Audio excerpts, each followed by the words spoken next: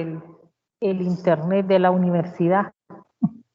Así que me tuve que conectar del internet de mi celular, porque el de la U, imposible, entraba y me volvía a sacar. Entonces, bueno, espero que me funcione.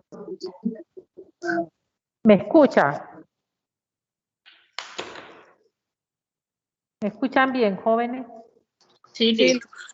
Ok, perfecto. Entonces, estamos, jóvenes, terminando la presentación 3, ¿verdad?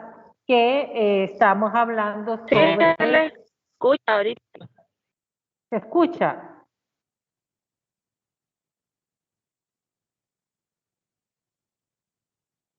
Estamos hablando, jóvenes, sobre... finalmente terminamos de ver qué se hacía en una acción de campo, ¿verdad? Que decíamos que terminaba con la elaboración de un informe final, ¿verdad?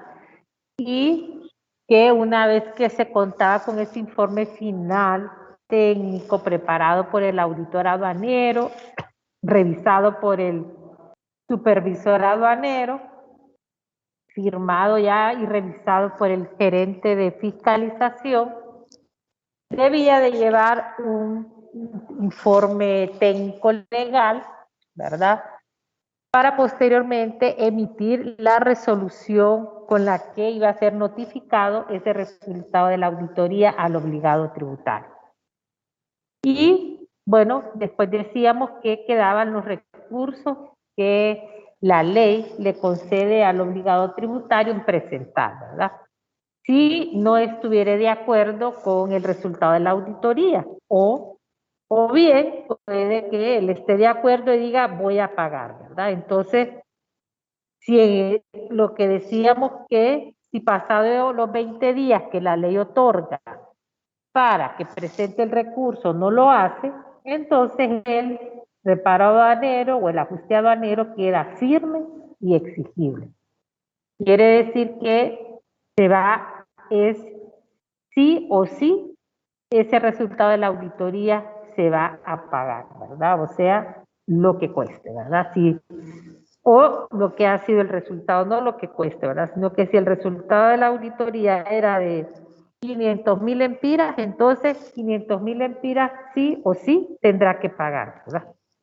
O, caso contrario, el obligado tributario decide presentar un recurso, ¿verdad? Y manifestar un desacuerdo por el resultado de esa auditoría, haciendo uso de ese derecho que la ley le confiere, entonces se interrumpen los plazos. Cuando decimos se interrumpen los plazos, quiere decir que él ya no está obligado a que dentro de esos 20 días va a tener que pagar el reparo, ¿verdad? Sino que va a seguir todo un proceso administrativo, ¿verdad? De recursos, de hasta que finalmente haya una decisión de un juez y diga en última instancia, el reparo es firme, usted lo paga, o puede ser que diga el obligado tributario logró aportar las pruebas que van a desvanecer ese ajuste que hizo el auditor aduanero y que estuvo 2 años haciendo esa auditoría, o sea, hizo un mal trabajo. Y bueno, o puede ser que diga el juez, en parte, tenés razón, ¿verdad? De los 500,000 lempiras lograste desvanecer 200,000 lempiras. Entonces, el reparo queda firme en 300,000 lempiras. Tienes que pagar 300,000, sí o sí, ¿verdad? O sea que después de cuando se dan los recursos, pueden haber varias, como decir, resultados, ¿verdad? De esos, de esas situaciones, ¿verdad? Que está recurriendo el obligado tributario, ¿verdad? Pero por eso es bien importante lo que les he dicho siempre, ese expediente administrativo, ¿cómo va a quedar? Bien documentado, bien foliado, con la documentación soporte, todas sus hojas de trabajo debidamente trabajadas, respaldadas, etcétera, ¿verdad? Entonces ahí concluye el trabajo del auditor aduanero, ¿verdad? Entonces ahí concluiríamos con lo que es esta presentación. Solo la puse para recordar, ¿verdad?, por dónde nos habíamos quedado. Entonces ahorita vamos a ver la otra presentación.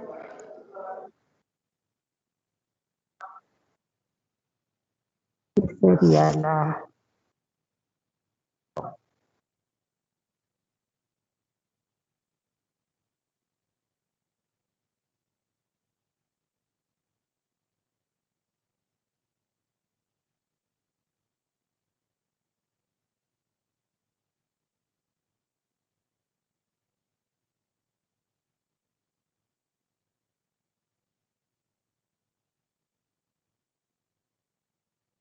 Ok.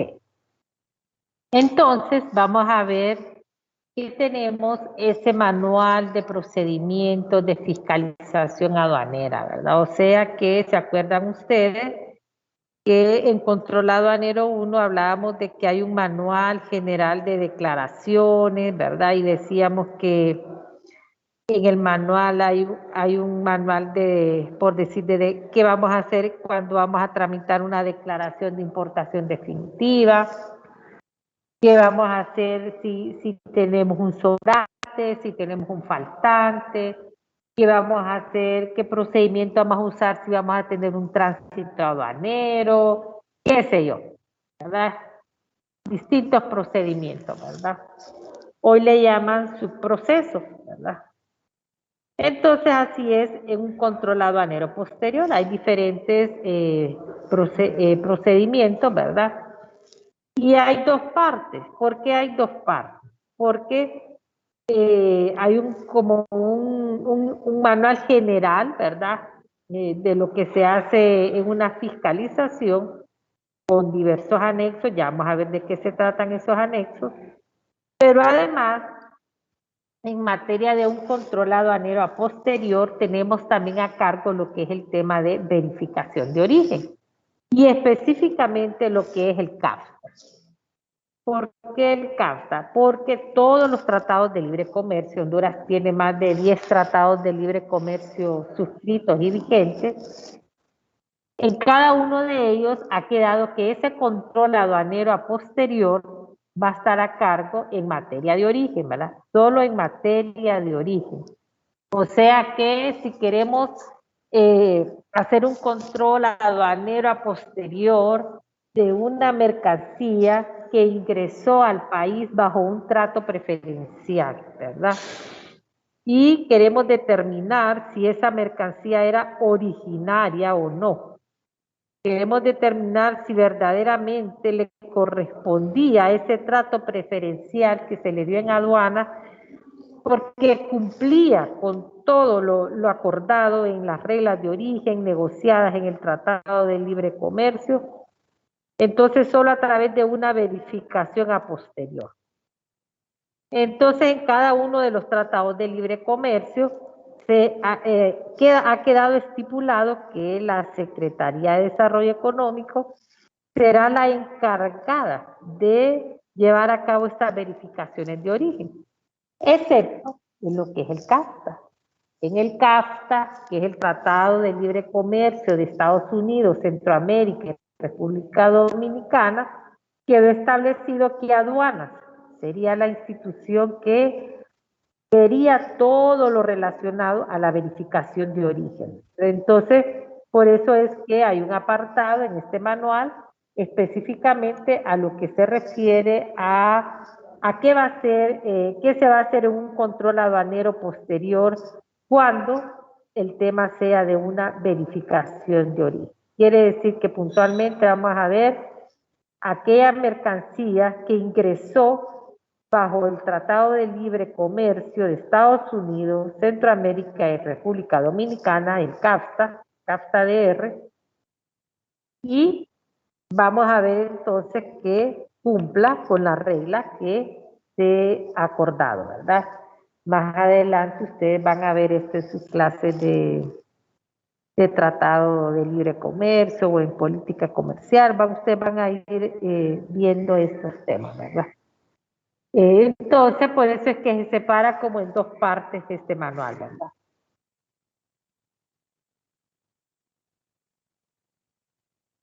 Entonces, a nivel de aduanas, en aduanas, para que ustedes vayan enfocándose un poco con la práctica, ¿verdad? Digamos, cuando estábamos hablando de un control aduanero inmediato, el control aduanero inmediato se da en las aduanas, ¿verdad?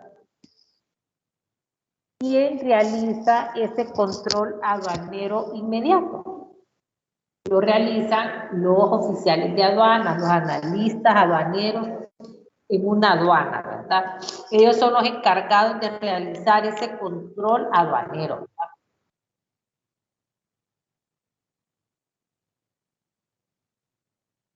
¿Y cómo realizan ese control aduanero?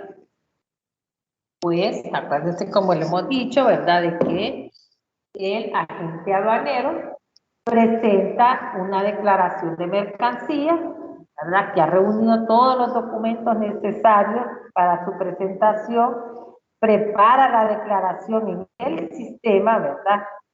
Y luego el sistema de gestión de riesgo, bajo una serie de criterios, ¿verdad? Que maneja el sistema, asigna un determinado canal en la declaración, ¿verdad? Y dice, bueno, si es una mercancía de bajo riesgo, va a tener canal verde, si es de mediano riesgo amarillo, y si es de riesgo, o no necesariamente de riesgo, sino que se requiere hacer una inspección, va a ser de canal rojo, ¿verdad? Entonces, ¿quién ejerce esa labor de control en una aduana? Es el oficial de aduana. El oficial de aduana es quien va a realizar esa acción de control. Pero en un control aduanero a posterior ya no interviene la aduana, ¿verdad? Sino que hay una unidad en aduanas Honduras que se llama gerencia de fiscalización, que es la responsable en esa etapa, ¿verdad? En el control aduanero posterior, de realizar esta función fiscalizadora, ¿verdad?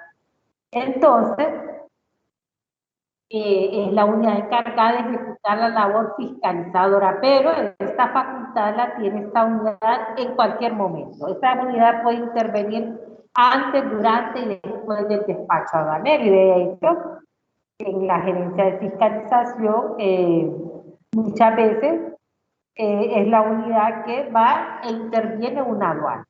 Y tiene la facultad, sí, porque puede intervenir. Esa acción fiscalizadora la puede realizar en cualquier momento, ya sea antes, durante o después del despacho aduanero.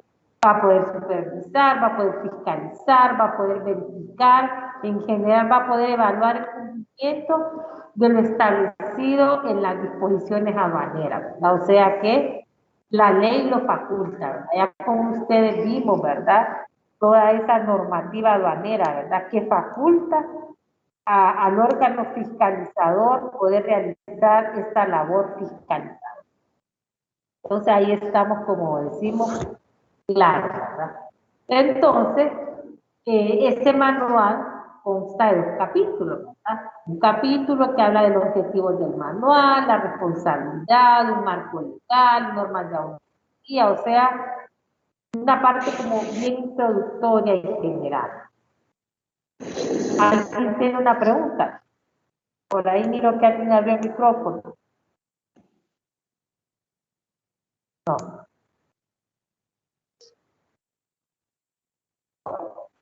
Entonces, este primer capítulo es así de manera general. Un segundo capítulo que ya nos empieza a hablar de los términos generales, ¿verdad? Cómo es el desarrollar la fiscalización, cómo se lleva a cabo la fiscalización, cómo era la planificación, cómo era la ejecución y cómo se llevaban a cabo las conclusiones de una actuación de fiscalización. Entonces ven ustedes que en este segundo capítulo, ¿verdad? Hay como una secuencia de esas actividades que se van a llevar en un proceso de fiscalización. Así como decimos, desde la planificación hasta concluir con las actuaciones. Ya ustedes saben que cómo se concluye la actuación de fiscalización con la emisión del informe, ¿verdad? O sea que está desde la planificación hasta concluir el informe. Entonces, un poco vamos a ver en este periodo, vamos a ver, analizar un informe por eso, ¿verdad? Para que se familiaricen ustedes con el informe y puedan ver su contenido, ¿verdad? ¿Qué nos dice el informe?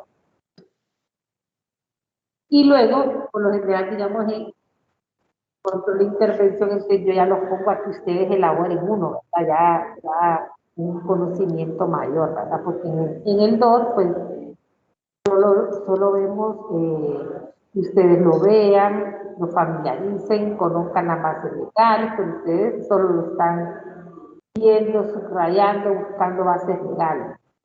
Que de eso va a consistir la tarea 2. Porque no, a veces no es que sea difícil hacer un informe, pero vale la pena que ustedes solo se familiaricen con el documento, ¿no? Y luego el manual tiene 24 anexos, ¿verdad? Estos contienen modelos de auditoría, programas, modelos de auditoría para las diferentes fiscalizaciones, modelos de cuestionarios de control interno, un plan de fiscalización. O sea que estos anexos, digamos, hay diferentes programas de auditoría para diferentes fiscalizaciones, así como yo les decía que hay un procedimiento, digamos, para una declaración, cuando mirábamos en control aduanero 1, que decíamos que hay un procedimiento de declaraciones, cómo vamos a hacer una declaración, por ejemplo, que hay un procedimiento de, si hay un faltante de mercancías, qué procedimiento vamos a seguir, si hay un sobrante, etcétera. Pues así también es el controlado aduanero posterior, ¿verdad? O sea, ¿qué vamos a hacer en una auditoría, en una importación definitiva, por ejemplo? O qué vamos a hacer en una importación con impuestos suspendidos de una empresa acogida a un régimen especial, por ejemplo, ¿verdad? Entonces, por lo general son los programas que yo veo, no vamos a ver los 24, ¿verdad? ¿Por qué? Porque si vemos el de una importación definitiva, que por lo general ese es el programa más usado, porque cuando se va a hacer un control aduanero posterior, pues se estima ver aquellas declaraciones, ¿verdad? O aquellas importaciones que se han dado de manera definitiva y que y se quiere verificar que hayan hecho un buen uso del régimen, ¿verdad? Perdón, que hayan pagado los impuestos conforme a la normativa legal vigente, ¿verdad? O el otro extremo de aquellas empresas que han importado mercancías, no han pagado impuestos, pero el Estado quiere asegurarse que han hecho un buen uso de su régimen, de que han hecho un buen uso de ese beneficio. ¿Alguien, chicos, tiene un micrófono abierto? No puedo identificar quién es, que me ayude y me apague. Por favor. Gracias. Entonces, no, ahí lo tiene abierto. ¿Quién me ayuda? Que no lo puedo identificar desde la tablet.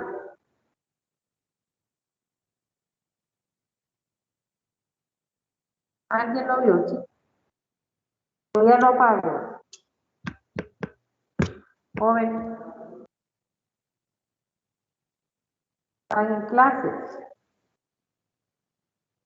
Estamos en modo virtual. Sí, aquí estamos, Lick. Como dice, pensé que hablaba, le estaba hablando a alguien del aula. ¿Ah? Oscar Andrés creo que es. Y lo tiene todavía activado para que me ayuden para que lo apague. No, sí, yo ahorita lo acabo de activar. Bueno, voy a ver si era yo. Y ahí disculpen. Ok. Bueno, gracias. Es que desde la tablet no puedo ver quién tiene el micrófono y en la computadora sí, porque ahí yo misma lo puedo. Vamos a ver. No me sale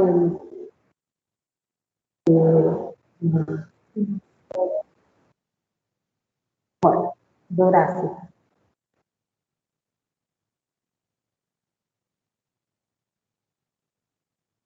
Bueno, entonces, ven entonces que no, por la decía, no vamos a ver todo, pero sí vamos a ver como los dos extremos. ¿Qué sucede cuando es una importación definitiva? Que vamos a hacer una auditoría a una empresa que paga todos sus impuestos, ¿verdad? Que presenta declaraciones en régimen definitivo, o que se hace una auditoría cuando la empresa tiene impuestos suspendidos. Y es importante, ¿por qué? Porque al Estado le interesa saber de que las empresas hagan un buen uso del régimen. Yo les he compartido, ¿verdad?, de que antes las tiendas libres, por ejemplo, funcionaban y operaban en las aduanas terrestres. Pero a raíz de una auditoría que se les realizó a estas empresas, porque se empezó a ver estadísticamente de que, por ejemplo, ingresaba un contenedor hoy de licores y ya a los 2 o 3 días ya no había licores en la tienda libre, ¿verdad? Entonces se decidió hacer una auditoría a estas empresas que usaban de un tratamiento especial, estaban acogidas a una ley especial y no pagaban, ¿verdad? Porque eran mercancías que iban destinadas al viajero, entonces estaban exentas de impuestos. Pero resultó de que efectivamente estaban haciendo mal uso de su régimen, de que eso venía a ser una competencia desleal, ¿verdad? Entonces, ese licor se estaba quedando en el país, o sea que al final se detectó que ellos hacían una documentación, vamos a decir, suena duro, pero es una documentación que era falsa, ¿verdad? Porque al final se logró obtener los movimientos migratorios de las fechas de las facturas que estaban presentando ellos y se logró constatar que en los movimientos migratorios no estaban esas personas, ¿no? que nos estaban presentando que habían comprado esas mercancías porque iban de viaje, ¿verdad? Al final salieron ajustes hipermillonarios, ¿verdad? Por impuestos dejados de percibir. Y además se cerraron las tiendas libres de las aduanas terrestres.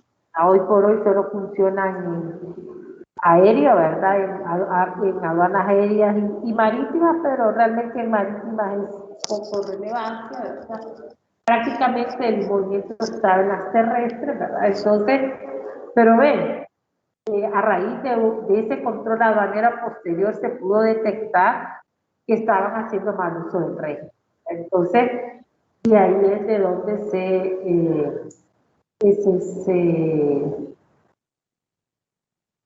determina, ¿verdad? La eliminación de estas tiendas. Entonces, por eso es que se vuelve importante el control aduanero posterior. Entonces, como les digo, vamos a ver ya, digamos, un procedimiento que se hace en un tránsito, si queremos ver una operación de tránsito, porque ya esa es como un procedimiento corto, así como les decía, si hay un sobrante, si hay un faltante, un procedimiento aduanero, así hay también controlado aduanero posterior, ¿verdad? No vamos a ver qué pasa en un programa de fiscalización en un tránsito, por decirlo. Entonces nos vamos a los dos extremos. Esos son los dos que vamos a ver y son parte de los anexos. Un cuestionario, ¿se acuerdan que hablamos del cuestionario? Entonces más o menos vamos a ver qué tipo de preguntas generales al final. Estos pueden ser modelos, ¿verdad? Pueden ser formatos que no están escritos en piedra, ¿verdad? No están escritos en piedra. ¿Por qué? Porque cada caso es diferente. Entonces, quizá esto solo puede ser como una base, una idea, pero al momento de que se está preparando esa auditoría, pueden ser preguntas a lo mejor diferentes a las que estamos viendo en el cuestionario, ¿verdad? ¿Por qué? Porque cuando el auditor aduanero está haciendo su acción de oficina, él ahí va a poder ir determinando, es probable que algunas de las preguntas del cuestionario sí le van a servir, pero dependiendo del hallazgo que él encuentre, es que él va a decir, si yo le puedo hacer esta pregunta al obligado tributario, ¿verdad? Es una pregunta importante que me aclare al inicio de la auditoría. Entonces, por eso les digo que estos modelos no son como tan estáticos, ya pueden variar.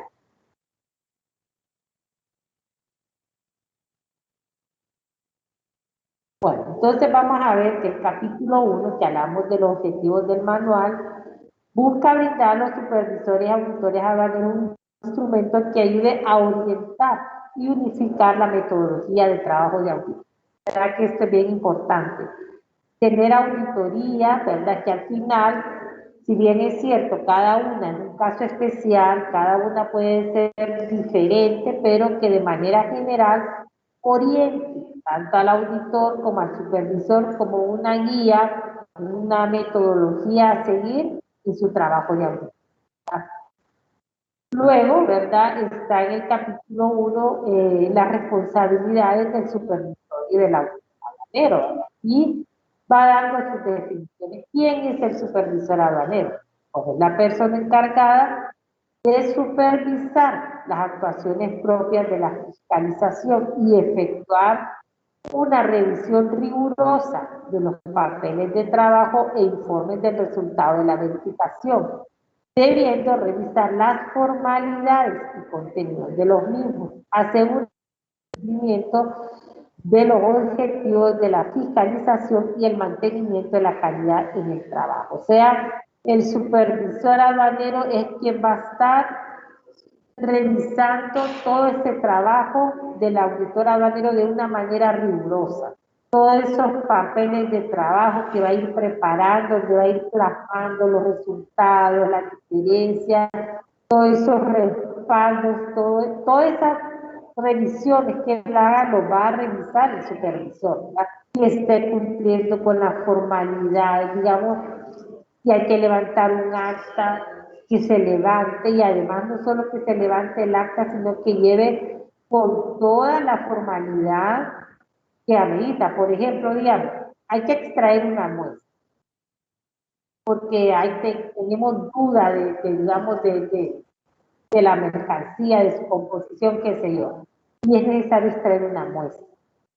Y levantamos el acta con las formalidades del acta, ¿verdad? Pero venimos y no firma el acta la parte de la empresa que va a certificar que efectivamente proporcionó la muestra y que fue extraída de la empresa. Por esa formalidad que no se cumpla, por ejemplo, no pueden votar el ajuste, porque perfectamente puede decir el obligado tributario.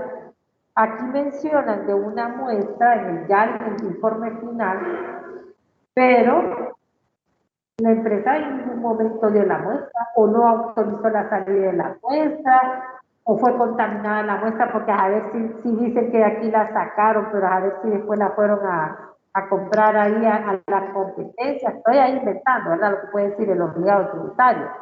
Pero no es lo mismo como que le digamos, usted no me puede decir eso, mire, aquí está el acta donde usted firmó la entrega de la muestra. Entonces, posteriormente no me podría alegar y decirle, mire, que usted se fue a comprar esa muestra que está presentando hoy, la fue a comprar.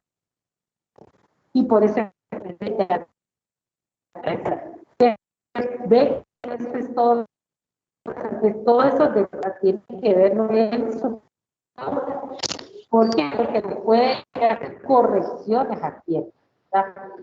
Entonces, ese es el papel de revisión de todo el material que realiza el trabajo. Y el aduanero, pues será la persona encargada de efectuar las actuaciones de la fiscalización, que van a estar limitadas a obligaciones de la normativa aduanera y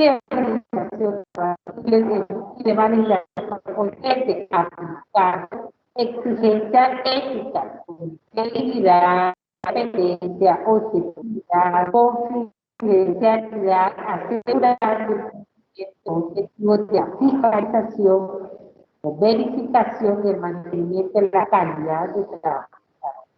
La que al final es bien importante en todo este proceso, ¿verdad? Porque es que al el contacto sobre el siempre de mantener. Y ahora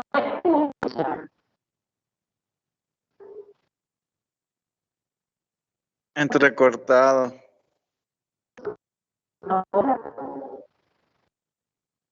Aún, Lick.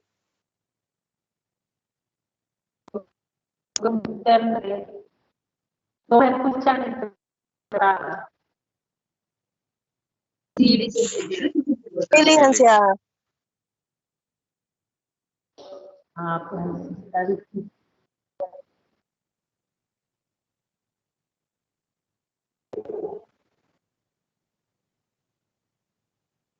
Y ahora, chicos, Mejor, Lick. está mejor. Sí. Sí, es que yo creo que es que por instante se va la señal. Y esto que estoy con mi celular, se me va a descargar además. Pero bueno, ni modo, no quería pasar la clase.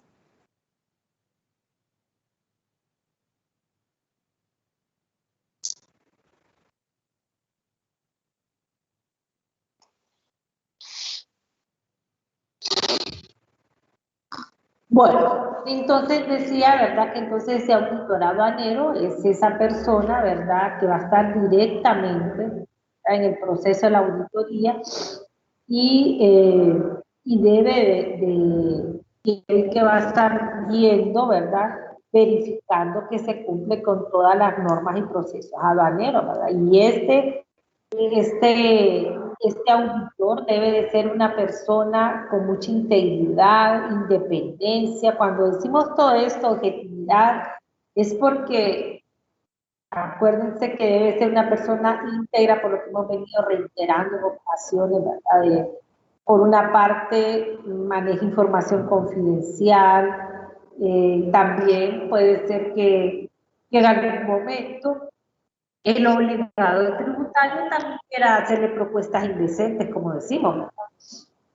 No necesariamente puede ser de que el auditor aduanero quiera hacer uso de la información del obligado tributario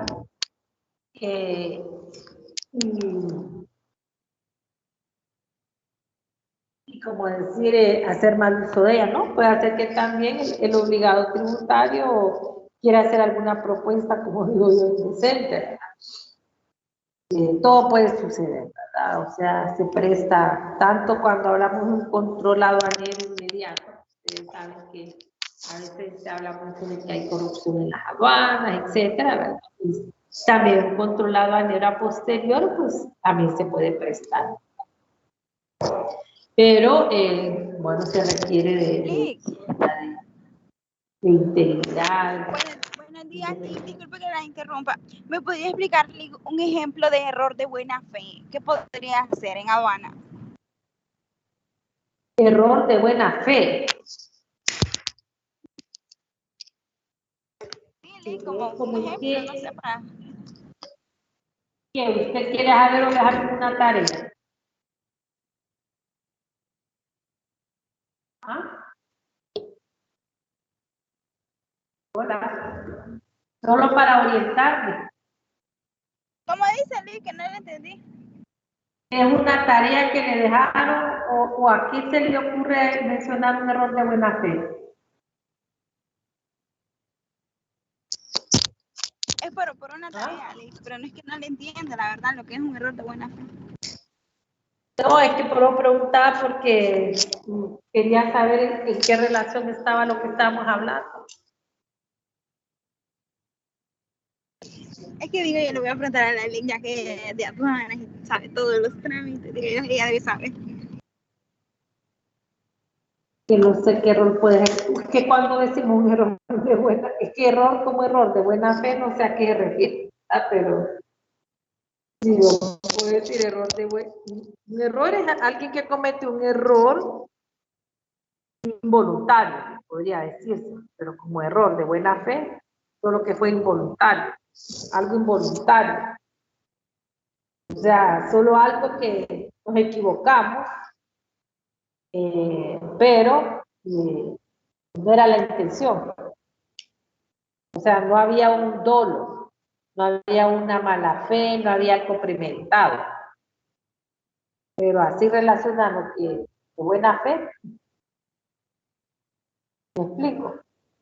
¿O no? Gracias. O sea, que error de buena fe solo podría ser algo involuntario. No sé si estará bien empleado con el término buena fe, ¿verdad?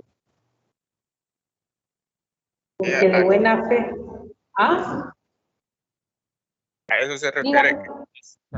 Cuando es de buena fe, es que es involuntario. Como puede ser un documento o un mal cálculo. Ajá. Gracias, Luis.